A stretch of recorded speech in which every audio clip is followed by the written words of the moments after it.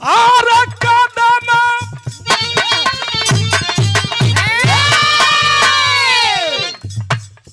अब कदम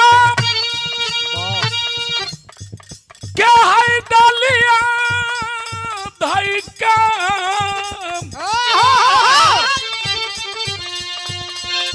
अरे रोवेला धरानी जी आ काहे के मुआ के गईला अरे काहे डहका के गईला बोल मदना मुरारी जी काहे डहका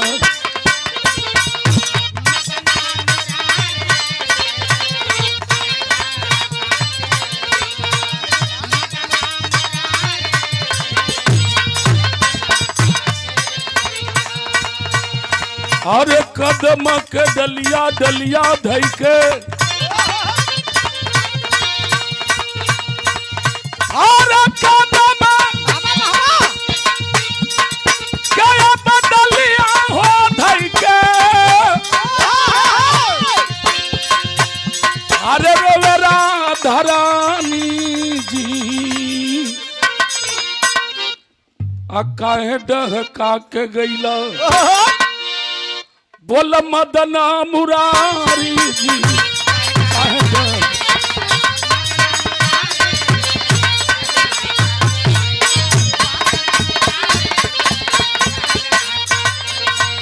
उनकी दरिया बही मरने वाले कोई और नहीं बल्कि अपने लोग अपने काका चाचा दादा भतीजा मारल गिलन विराह में एक लाइन कव्वाली लगिल कौन कव्वाली बा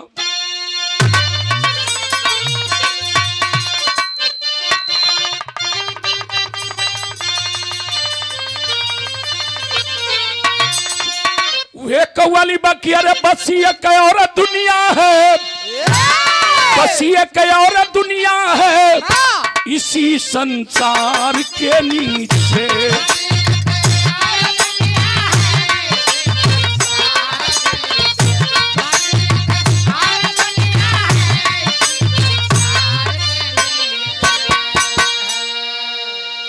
खेत खरिहान घर द्वार झगड़ा बहुत हमने देखा आप लोग देख ली लेकिन कभी भाव दिलन केदार भैया कि झगड़ा बहुत हमने देखा अरे झगड़ा बहुत हमने देखा लेकिन महाभारत के नीचे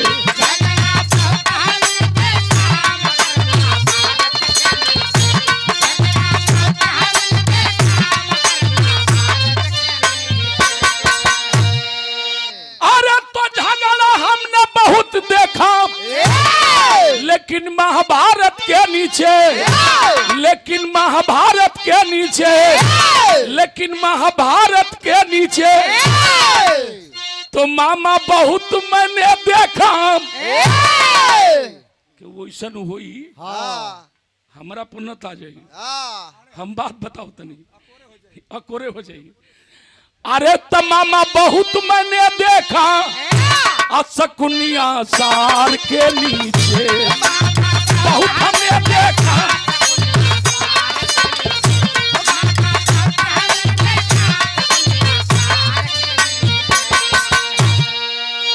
एक लाइन और फतेह वाली बताओ तनी अरे तो मामा बहुत मैंने देखा सकुनिया सार के नीचे सकुनिया सार के नीचे सकुनिया सार के नीचे उजर का बार छिपल बा उजर का बार छिपल बा करियवा बार के नीचे उजर का बार छिपल बा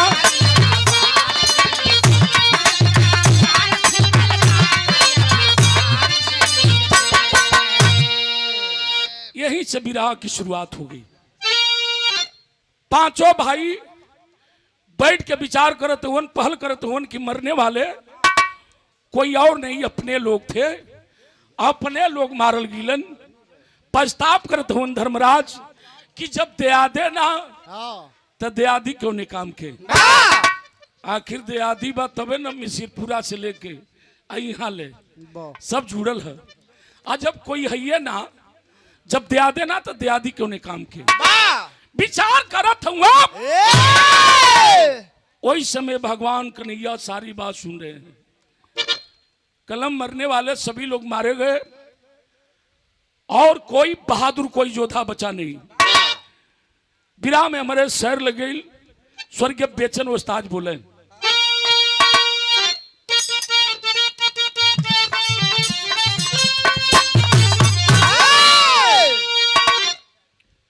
क्या कहें। हर कैसे कहते हो कि सो कौन अभी बाकी है।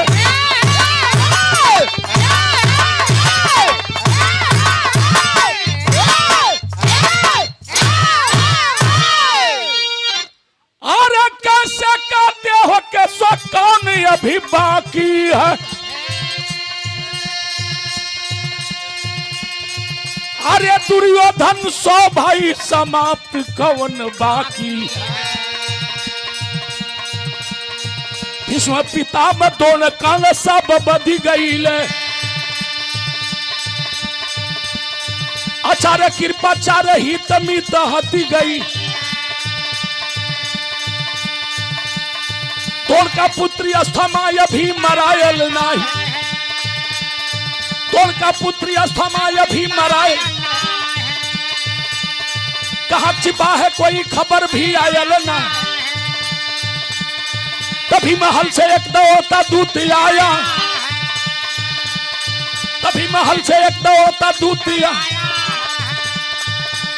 अरे हालत खराब उतरा का वह बताया है। तनी बात समझ ला भैया। भैया मास्टर साहब 100 रुपये का सम्मान हमारे गार्जियन आदरणीय श्री दया शंकर यादव मास्टर साहब गुरु जी की तरफ से चरणों में कोर से प्रणाम। आप सबके प्रणाम को लगी, सब भाई लोग के प्रणाम को लगी है जे जहां से आनंद लेत बा। भगवान कन्हैया से बतावत हुआ कि भीष्म पितामह द्रोण कर्ण आचार्य कृपाचार्य सारे वीर मारे गए। कौरव दल में कोई ऐसा बहादुर नहीं जो बचा हो। अभी खाली बतियावत हूं। महल से एक दौड़ता दूत आया और आकर बताया कि उतरा की तबीयत बड़ा सीरियस है। भगवान कन्हैया ध्यान लगा के देखलन। आज जब ध्यान लगा के देखलन अब अश्वस्थामा अपना ब्रह्मास्त्र छोड़ दिया था। उस समय उतरा के पेट में जो राजा परीक्षित हुए वही परीक्षित उतरा के पेट में पलत रहलन। भगवान ध्यान लगा के दौड़ पड़लन आ दौड़लन तो विराह में गीत लगिल। कौन गीत था?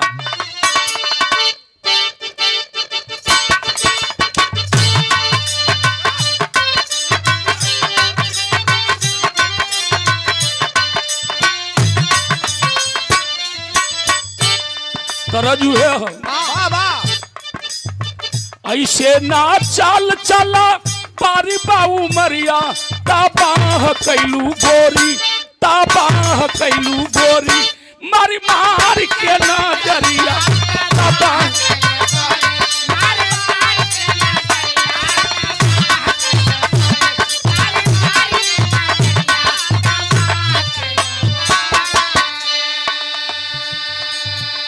तरजिया ले मजा बिरहवा में है। छोड़लस ब्रह्मास्त्र पापी उतारा वो दरिया। डूबावल चाहे सूर्या, डूबावल चाहे सूर्या, पापी ठीक है डूबा हरिया।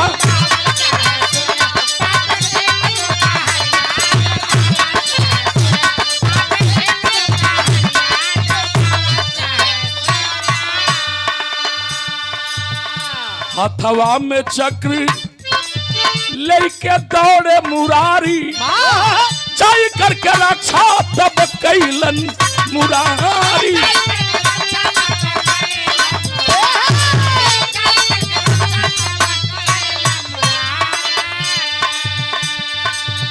आखिर धाराइल पापी, आखिर धाराइल पापी जंगला भीतरिया। डूबावल चाहे सूर्या, डूबावल चाहे सूर्या, पापी ठीक दुपा हरिया दुपा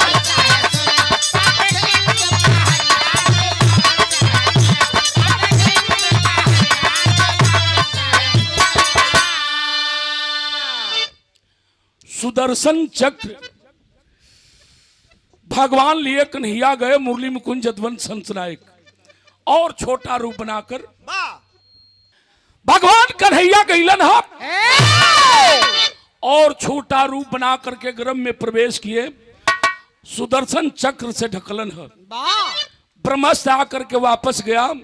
आज जब वापस गए तब जा करके राजा परीक्षित जौन बेटा रहल अभी राजा ना बन रहे क्रम में थे बाबू वो परीक्षित के तो जान बच गए। भगवान कहलन कि आज भी कहीं छिपा है अश्वत्थामा और छिप करके गद्दारी कर रहा है, पता करो। भीम कहानी पे गदा लेलन खोजे बदे चल देलन। आज जब खोजे बदे चलन तो कभी भाव दे विराह में तरज है। कौन तरज?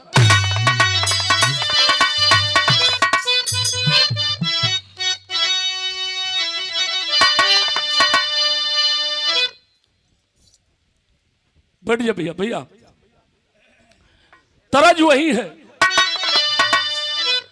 कि तोरे नैना कटार, अरे तोरे नैना कटार, अरे गड़ी गड़ी जाला जियन।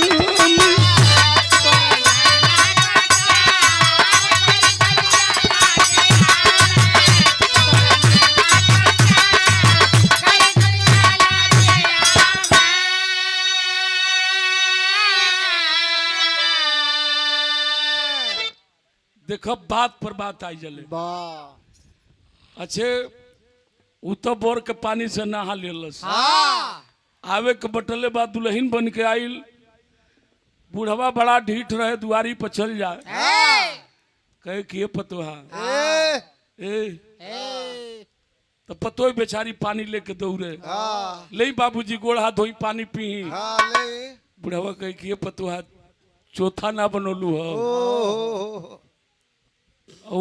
तैया चोखा बनौले रहे कलस कि ना बाबूजी चोथा ना चोखा बनल है खाल खाल चौथा बना दी। अच्छे बुढ़वा खाल बयान मिले फिर पहुंचल। अब तैया चौथा बनौल तो कह दे कि बुढ़वा की का हो पतवा चोखा ना बनौलू है। अब तो बुढ़वा से उब गई पतोहिया अपने सैया सरोवे लगल कलस की बियाह तो से भइल बा के बुढ़वा से आई बुढ़वा हमारा जोरी लाग गइल बा। मर्दा कलर की देख कि मैं संपत्ति बबुए जी के हो तनी बर्दाश्त कर। कहे लगल का कहलस कहलस कि अरे बुढ़ावा बेईमान, अरे बुढ़ावा बेईमान, अरे भला मांगे करैली के चोखा।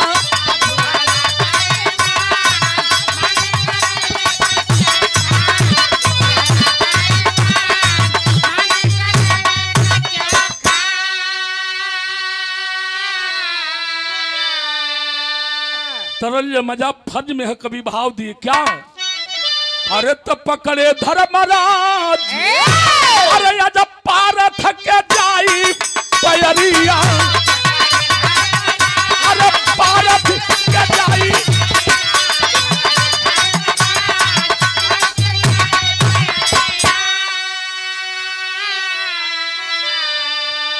अरे तो हुई है कुल्हान ये पंचो गुरुकुल के डूबी जोरिया।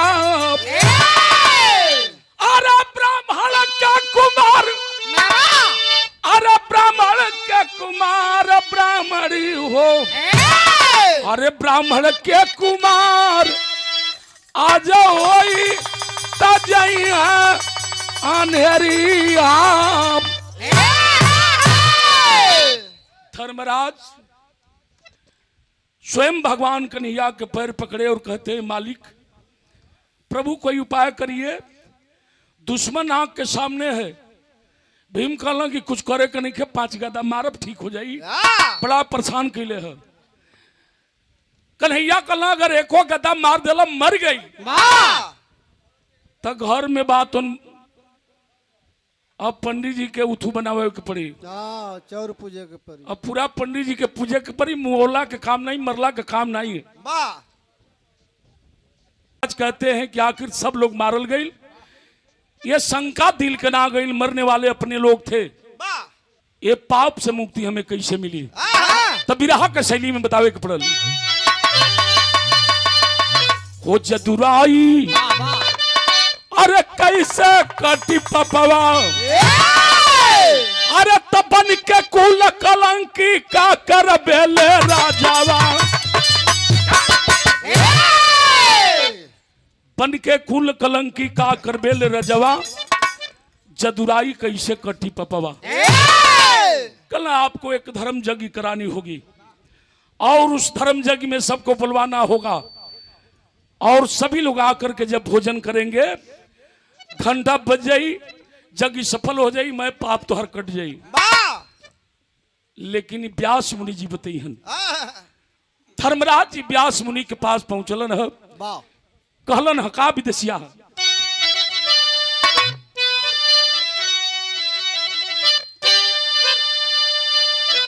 त जाई धर्मराजा अब पकड़े व्यास के पैरिया हो, अरे पपवा से मुक्ति दाम आज दिलाई हमके गुरुजी, कहे गुरु व्यास करा आज गया कधर्म वाली, अरे भूखा दुखा सब का खिलैया हमारे राजा जी। ध्यान रहे, कहलन कि ब्रह्मा तीनों तीर देवा संगा, अरे सुपन डोमा संगा वही में, अरे भूखा दुखा सब का अब बुलाव हमारे राजा जी। कल जाइए जग के तैयारी कैलन, जैसे आज माता जी के अंत्येष्टि में हमारे वीर बहादुर भैया, रमाशंकर भैया, हमारे दया भैया, अरविंद भैया, आप सब लोग लगे हैं, सब तैयारी होत बा। कार्ड पहुंचे लगल, आज जब कार्ड पहुंचे लगल, हर जगह निमंत्रण गया। भैया अब बात नहीं करा, हर जगह निमंत्रण गई, न्योता दिया लगल, सबके भैया पहुंचाई दिया।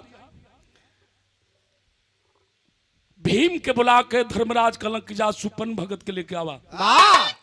सब भोजन कैले है, अभी सुपन भगत के पता नहीं चल आइल बना कि ना, लेकिन जब ले सुपन भगत भोजन नहीं करे तब ले यज्ञ सफल हो ही नहीं सकता।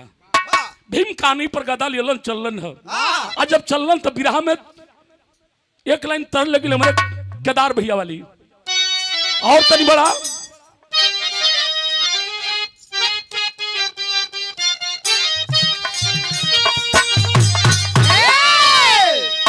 पहले गवाओ, अरे तया बही बारी उमर लचकनिया, तया बही बारी उमर लचकनिया, गोरिया बारे निहुर के पनिया, वैसे ही ला झूलनिया।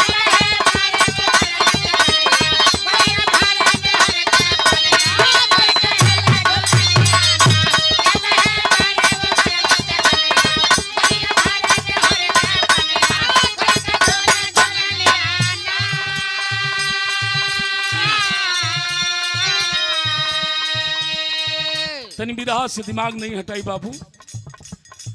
और हमरे दया भैया के सुपुत्र हैं मुकेश बाबू, पंकज बाबू, अच्छे भर्ती बनल लो, ये बाप मतारी का आशीर्वाद, हम तक खिलौले हैं। तो कम से कम आज अपने आजी के नाम पर जे भी परिवार के बा सदस्य, वो परिवार के सदस्य अपन अपन 2-4-10 रुपया दे के दया भैया संकल्प छोड़वा ले चाहिए। ऐसे कि माई बैठ के आ तोहार देखत हो कि हमार नाती पोता पतोई लड़की हित नात रिश्तेदार हमारे नाम पर के कितना देता। वाह वाह रे नारायणपुर का पानी वाह। ई कुल मित्र हुआ बता देते ले जाए वाला भरोसा थोड़े हुए ई मैं घर ही रही जी भाई। अब मैं भाई माई बैठ के देखत हुई हमरो के खियौले है तो चाही ई लगेला अभी तोहर मलकाइन के पते ना चल बाड़ी कि ना अभी कहाँ बाड़ी तो कम से कम उन्हों के आवे के चाही। सास के बड़ा सेवा के लिए तो बहू के भी लगेला तो ई कुल कह लेवे के चाही। हम ऐसे बता देते नहीं अब भाई तो हम लोग के ऊपर बा का हो केदार भैया भाव लगल बिरहा में चलन भीम तो चलल भीम से न तब चलन हका तब पहुंचे भीम से न तब सुपन के दुआरिया हो खबरिया चकवाली देवे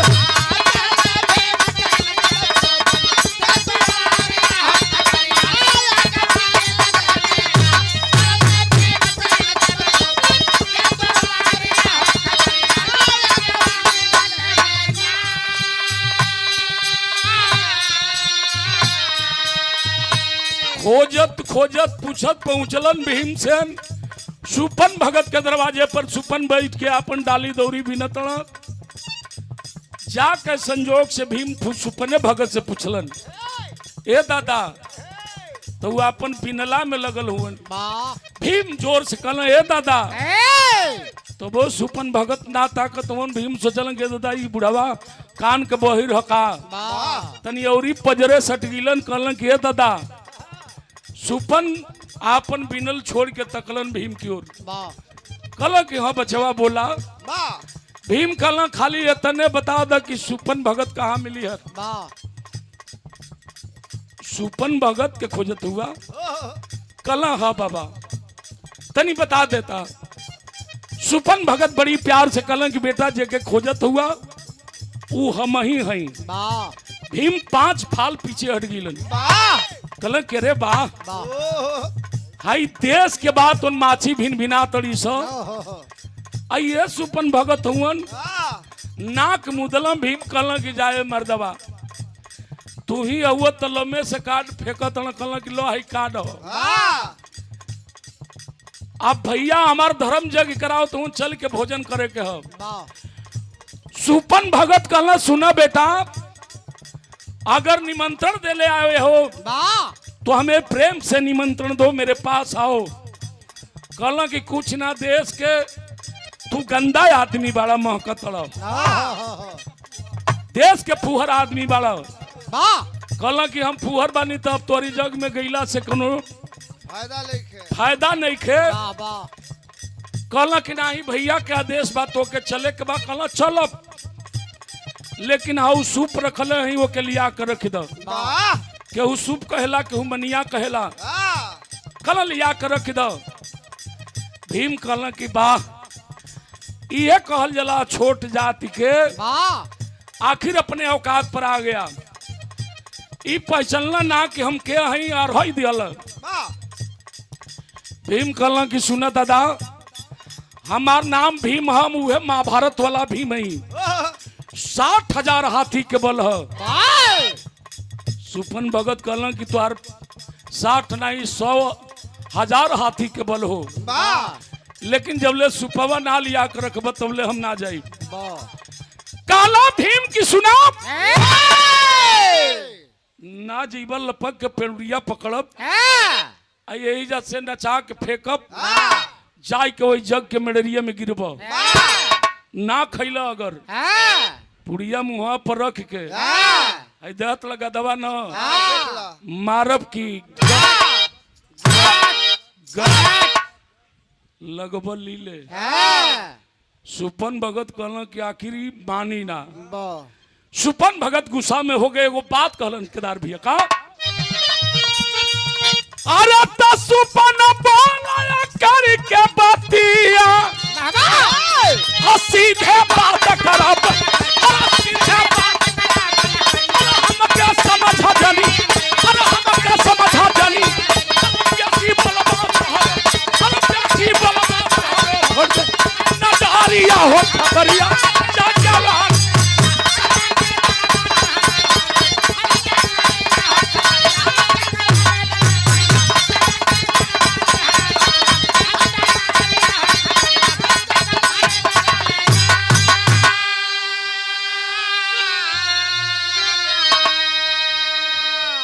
कलन सुपन भगत के देखा तड़ा अबे अखिया में रेल के वाह आ दोनों पुतरिया काट ले भेजा बानर बन के नाचे लगबा। भीम भगलन अब भाग के गिलन। धर्मराज कलन भैया अकेले अला सुपन भगत के नाल अला। भीम कलन भैया तुम्हारा उल्टा काम है। एगो तो सारे उ देश के फुहर बा। देश के माछी भिन भिना तड़ी सब पता ना कहिया के नहिले बा नइखे नहिले औरी ना तो और हवता छोट जाति यही के कहल जाला। धर्मराज जी हाथ जोड़ के कलम बारे भीम कितना आदर सत्कार और प्रेम से हम तो के भेजली और कितना आदर से गिलल आवे हम समझ गिली। हम स्वयं खुद हम जाई। धर्मराज स्वयं गए और आदर सम्मान के साथ गए बाबू और जाकर के प्रणाम किए और सम्मान के साथ सुपन भगत के लेके जग मिलन। सब आ गई तने मेरे बिरहा के निचोड़ सनब सब आ गए लेकिन सब आ गए आज सब जगह निमंत्रण गई। भगवान भोलेनाथ के पास क्यों निमंत्रण लेकिन आ गए। कलन धर्मराज अर्जुन चल जा। कलन भैया हम मछरी के आंख में तीर मान सकिला लेकिन दादा वहां हम जाए जेकर 3 गो नेत्र बा कब कौना से ताकि ठीक नहीं खे। कलन नकुल सहदेव चल जा लो। कलन नहीं भैया भीम चल जा। कलन कि ना भाई सरकार के एक जगह से जाके आ गई अब हम ना जाए। धर्मराज जी हाथ जोड़ के भगवान कन्हैया से कलन कि दुनिया के मालिक प्रभु आप ही विधाता है आप जाइए। भगवान स्वयं मुरली मुकुंद जदवंश हंस नायक कन्हैया चलन है। आज जब चलन तो बतावे कपड़ा बिरहा में तरज है। हमारे बिरहा का लास्ट गीत है।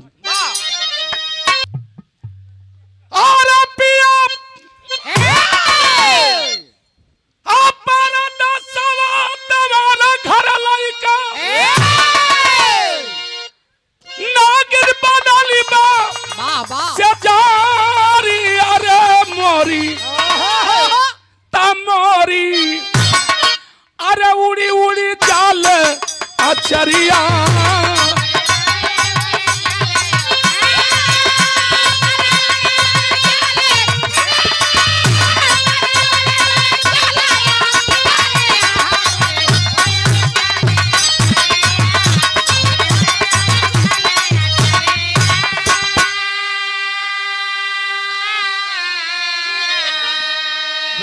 रमेश भैया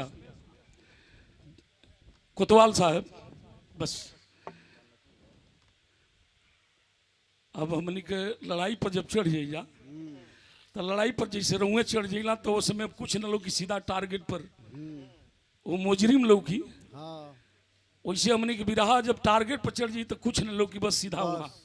तो क्षमा चाहब और रमेश भैया तने हमारे बिरहा से दिमाग नहीं हटाए। पहुंचले भगवान कन्हैया। भगवान भोलेनाथ आसन देते हैं आइए आसन ग्रहण करिए बैठिए। बैठलन है प्रेम से। भगवान भोलेनाथ कलन कैसे आगमन भैल कड़वा निकलन निकाल के कलन के हाई ले कलन कैसन कार्ड कैसन निमंत्रण है। कहलन आकी धर्मराज धर्म यज्ञ करावत हुए आ जैसे धर्मराज का नाम सुनलन है अरे बाप रे बाप भगवान भोलेनाथ और रोम ते खड़े हो गए। बगाल में त्रिशूल बाप उखाड़ लिए त्रिशूल को। आकलन की जा कन्हैया अगर तोरे बीच में दूसर कोई निमंत्रण लेकर के आया होता तो शायद ये त्रिशूल आर पार कर जाता और नहीं तो तीसरे नेत्र से खोल करके मैं भस्म कर देता यहीं। कन्हैया कलन की न्योता दियाला पर ही हाल बा। अरे तना आग बबूला भैली कहाँ है। कल कि वो पापी के जग में जाए के कहत हुआ बतावे लगलन का बतौलन तन सुनब का।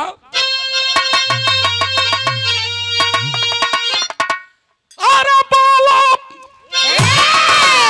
आप मुरारी सुना हो मुरारी अरे जाइब ना धारा मधुआरी हो बांधे अरे पापावा के मोटरिया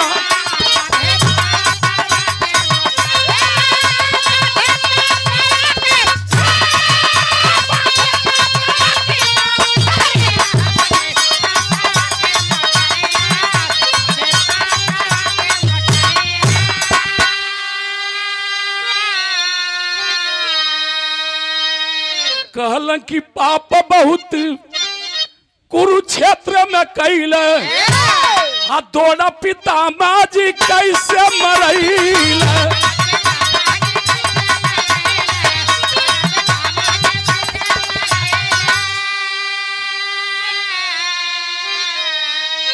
और कारण समर में हुआ था निहाथ बादल गैला तब तेरिया रे बाध पापावा के मोटरिया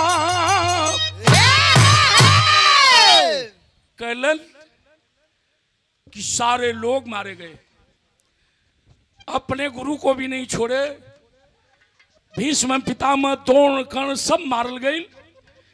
लेकिन हमें सवाल का जवाब दीजिए, एक ऐसा बहादुर कर्ण जैसा दानी और कर्ण जैसा बहादुर इस धरती पर नहीं था, और कर्ण जैसे दानी को ऐसे बहादुर को ये मारने वाला कोई और नहीं बल्कि वह पांचों भाई थे, और पांचों भाई ने किसी और का नहीं अपने भाई का वध किए। अजय अपने भाई का वध कइल ओकरा में कहत वो खाए खती। अरे दादा हो दादा, नरके हो जाई हम ना जाई।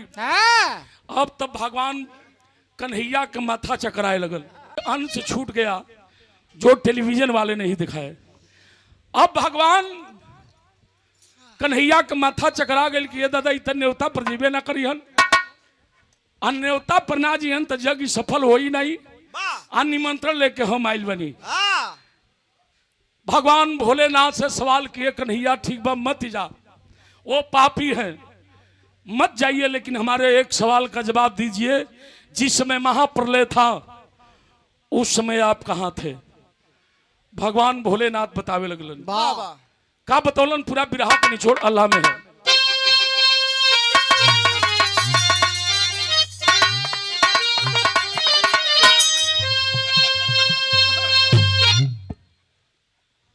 कैसे?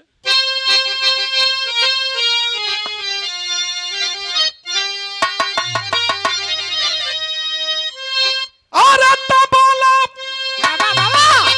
अरे मुझुकाई अरे मुरारी वही घरिया। राम भवन भाई कि अरे मोरा राम केदार भैया है ना, ये तो गवैया गरीब बुझते नहीं कसा, गवैया खाली है जानता न सकी बेलनवा बांगुड़ बा बेलनवा कहे कि अरे मोरा राम हमारा कनाथ एक बात दा बाता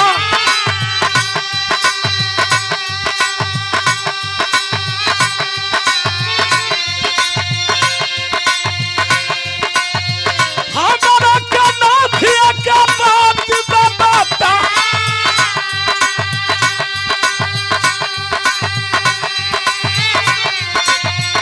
आइल प्रलय काल जबराल जगावई में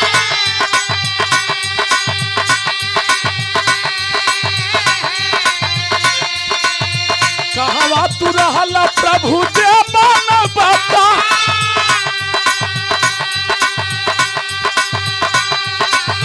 चारों ओर जाला ही जाला हो गई,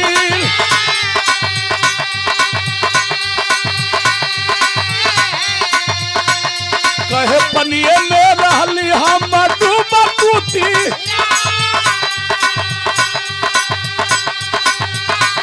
अरे कला समेत एक नैया लखैली।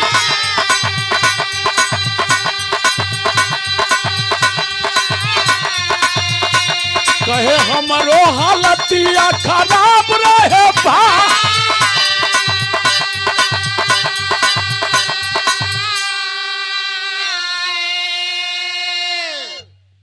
वही पानी में डूबत उतरात रहली।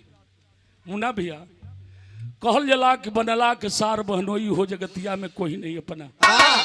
देखा आज बनल बा तो के पाहुन कहब, जीजा कहब, कुल्ही कहब, आ बिगड़ जाई न तो लोग हो ना कहिन। तब बनले के सार बहनोई हो जगतिया में कोई नहीं अपना, बनले के सब होला बिगड़ला के मुन्ना भैया कोई नहीं होला। आज कहलन कि देखा जिस समय महाप्रलय था चारों तरफ जल ही जल था, वही जल में है गंगा जी है जो हमारे जटा में, ये गंगा जा करके गंगा में विलीन हो गई।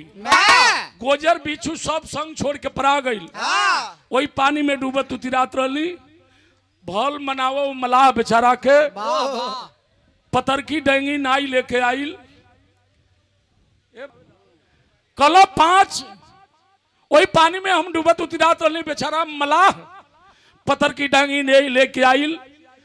आज जब गंगा जी में हमार जटा लप लप करत है, पकड़ के ऊपर खिंचलस, आँखिया खुलल, काली मलाह से किए भैया बचाला।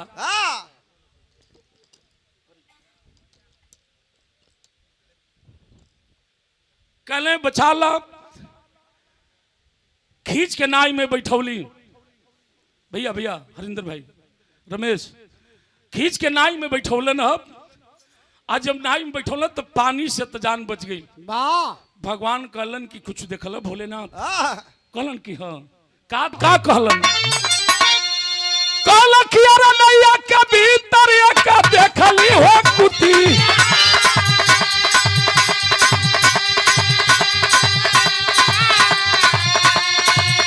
अरे 5 गो है पीला पिया दूध ला पीता,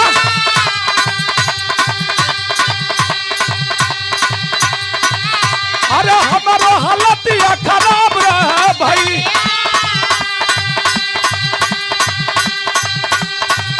अरे अब तनी अगवा के सुनाई जा।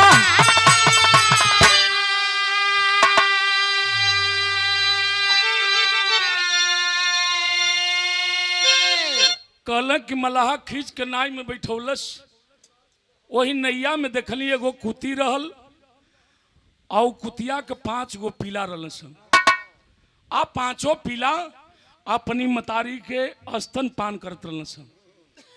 पानी से जान बच गई।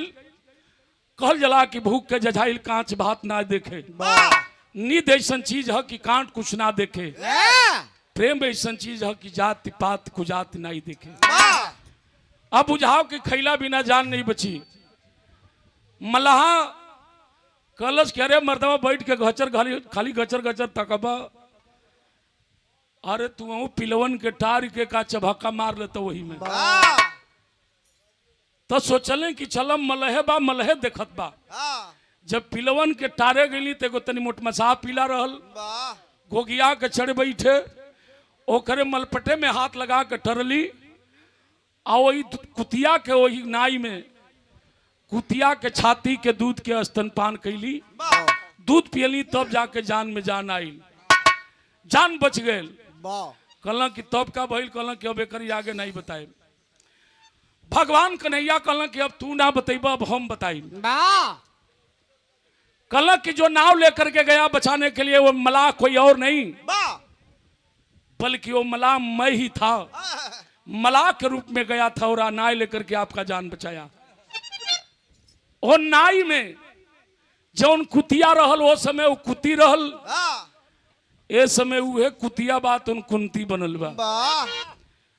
जौन 5 पिलवा दूध पियत रहल सन, ओ समय वो 5 पीला रहलन, लेकिन आज के उहे 5 पंडवा हुवन। तो ये बतावा कि कुतिया का दूध पियला, जान तोहर बच गई, और वे कुतिया कुंती बा तो पद में रिश्ता में तोहर मतारी हो गए। और 5 पंडवा ओ समय पीला रहल, समय उहे 5 पंडवा हुवन। तो ये बताओ रिश्ता में तोहर भाई भइलन। आज जब तोहर भाई जग करावत हुवन, आ तू भाइये के जग के बताओ तो कि ना वो पापी हुआ सन, तू हनी से बड़ तो पापी तू बाड़। लो हाई नेवता यह चाहे मत यह ई चलत। अब तो भोलेनाथ के मथवे चकराए लगल।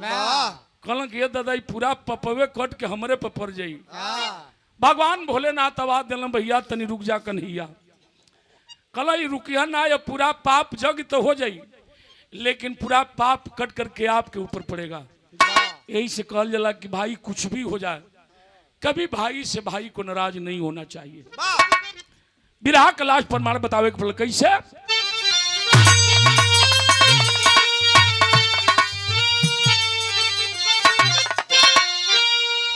अरे तक है अब सुकाई शिव सुनीला मुरार हो, अब वही यज्ञ में चलब, अरे उ तक कुला हमार हो यज्ञ।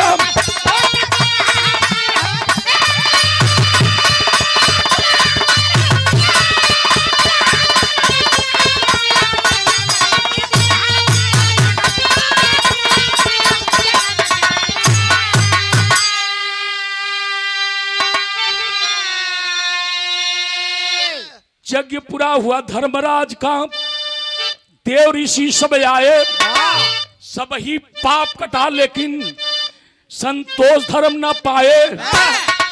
अरे तमनवा न माने, अब रह लगल बीमार हो, वही यज्ञ बचाल, अरे उ तक कुला हमार हो यज्ञ।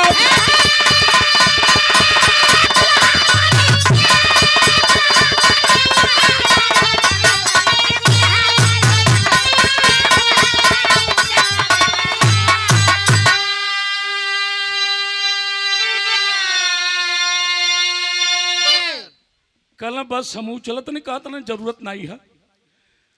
कन्हैया चले आए यज्ञ में, भगवान भोलेनाथ भी आए,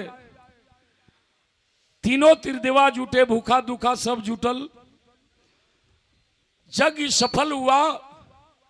लेकिन धरती पर हर रोग के दवा है कोतवाल साहब, लेकिन जेकर अगर शंका हो जाए, मान लो रमेश वन पीछे उनकर शंका हो गई, आपके बगल में यूं के शंके हो जाए, अगर शंका हो गए तो हर रोग के दवा है, लेकिन शंका के कोनो दवा नहीं है, कोनो इलाज धरती पर है ये नहीं।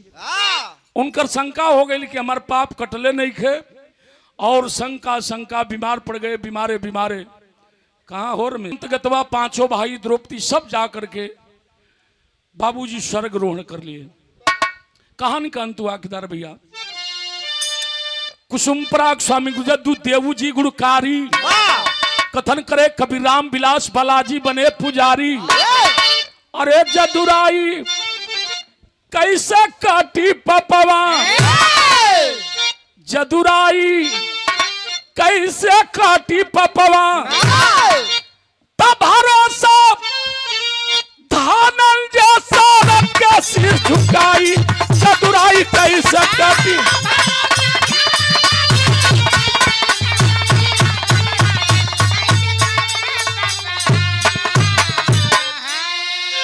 जय हिंद, जय भारत।